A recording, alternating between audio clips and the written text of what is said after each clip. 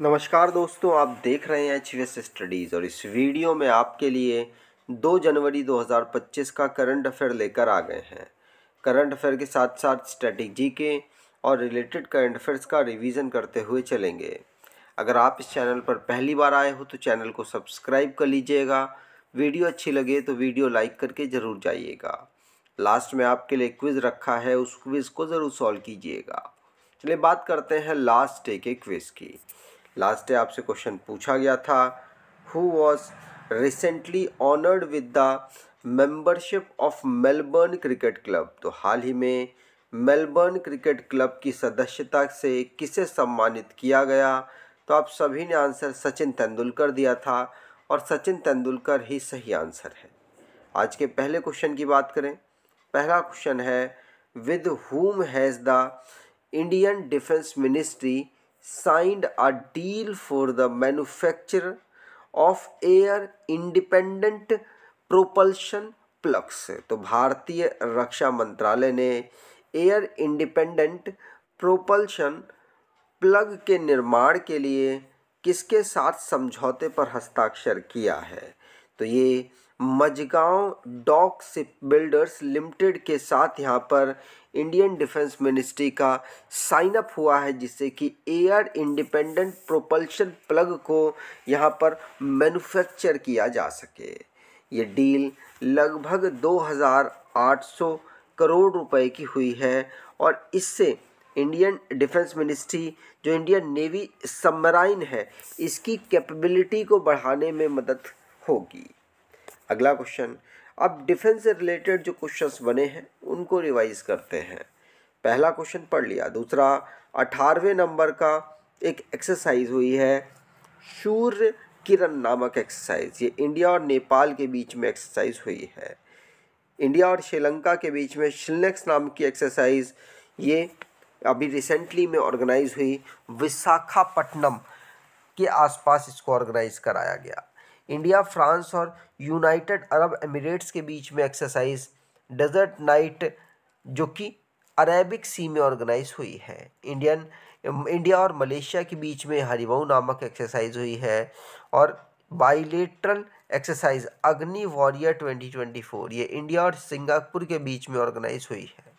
Indian coast guard SAREX 24 नामक जो exercise है, इसको कोच्चि में इंडियन कोस्ट गार्ड ने ऑर्गेनाइज किया है। तीनों आर्मी ने मिलकर एक एक्सरसाइज की जिसका नाम पूर्वी प्रहार है। यह अरुणाचल प्रदेश में एक्सरसाइज हुई है। और अभी रिसेंटली में 9वें नंबर की गरुड़ शक्ति नामक एक्सरसाइज इंडियन आर्मी और इंडोनेशियन आर्मी के बीच में हुई है। अगला question, which Indian player won bronze medal at the King Cup international badminton 2024।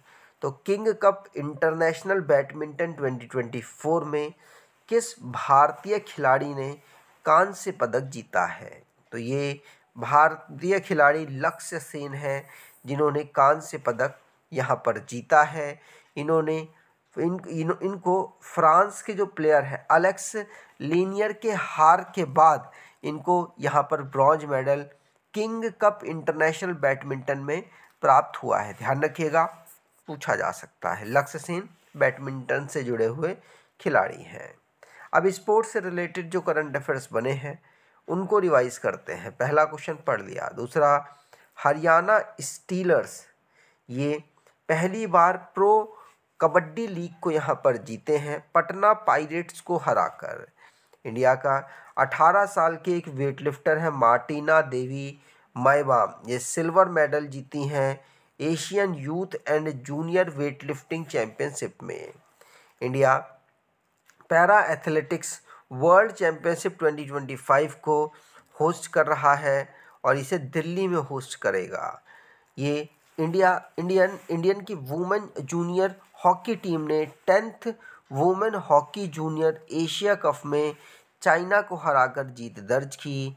Bangladesh जिसने अंडर 19 एशिया कप के फाइनल में यहाँ इंडिया को हराकर जीत दर्ज की है।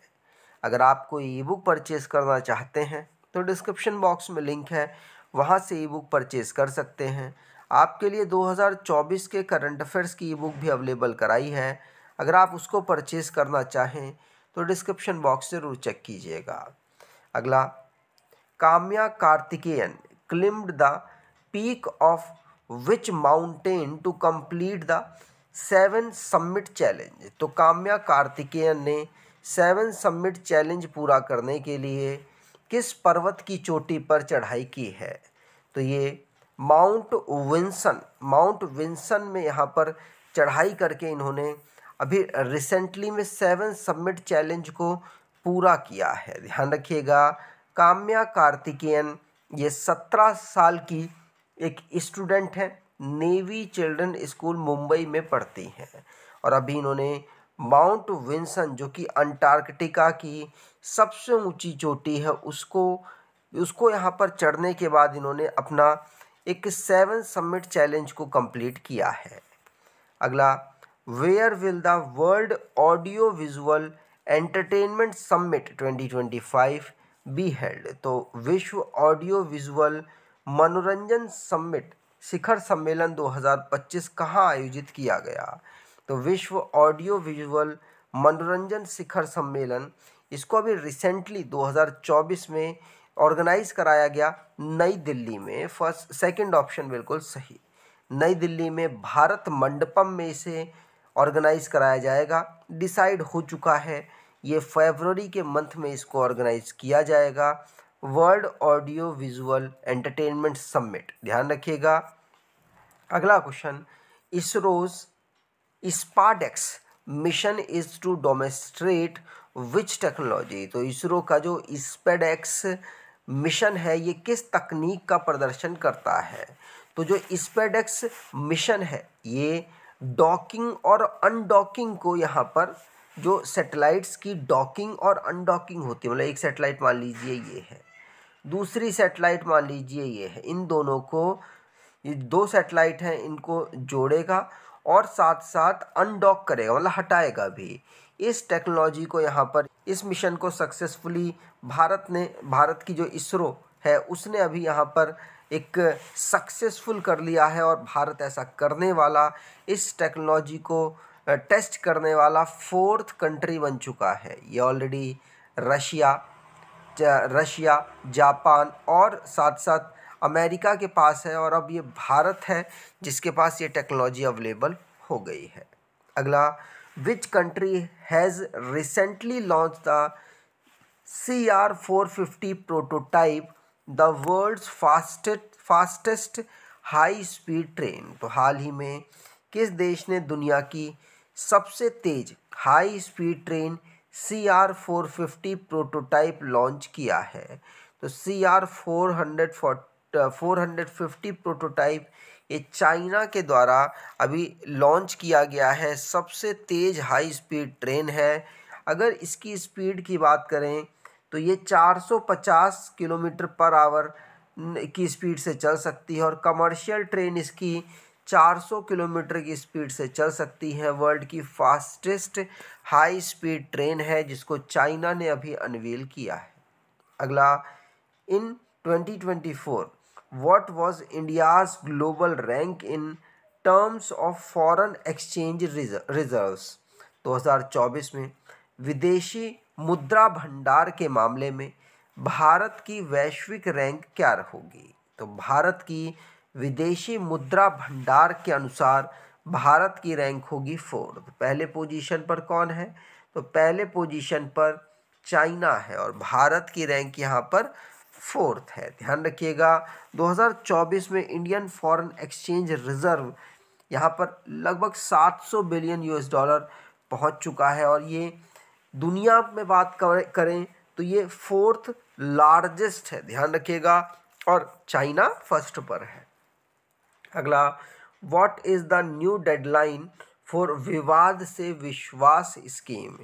विवाद से विश्वास स्कीम की नई समय सीमा क्या है? तो विवाद से विश्वास स्कीम की नई समय सीमा ये 31 जनवरी 2025 इसकी डेडलाइन कर दी गई है। अगर आपका कोई भी टैक्स है, अगर वो रह गया है तो उसको अगर आप नहीं भर पाए हैं तो आपको यहाँ पर पेनल्टी ना के बराबर लगेगी, लगभग नहीं लगेगी, और आप उसको भर देते हैं तो आपको यहाँ पर बेनिफिट मिलेगा और जो भी आपका टैक्सेस है वो सेटल हो जाएंगे। इसी को विवाद से विश्वास स्कीम कहा गया।